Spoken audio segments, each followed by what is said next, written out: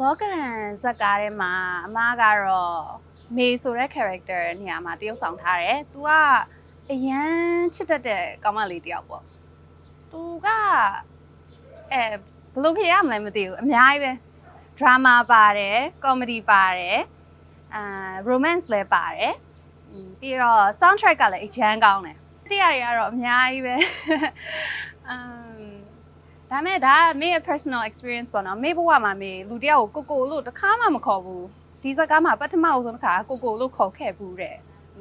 ခုနပြောလို့ပေါ့နော် drama လည်းပါတယ်ဟာသလည်းပါတယ် romance လည်းပါတယ်တခြင်းတွေကလည်းမိုက်တယ်ပြီးတော့ actor တွေကလည်းအကုန်ချစ်စရာလေးเนาะဆိုတော့ဘာအားပေးတင်တယ်ကိုကတော့ခံရတော့မယ်လောကရန်ဆိုတာအရာရာမမြဲတဲ့တရားသဘောပေါ့နော်ဒါကိုလည်းကိုခံနိုင်ရှိရမယ်ဒါကိုလည်းနားလည်ထားရမယ်ပေါ့နော် May Grace ကတော့အဲ့လိုခံယူထားပါတယ်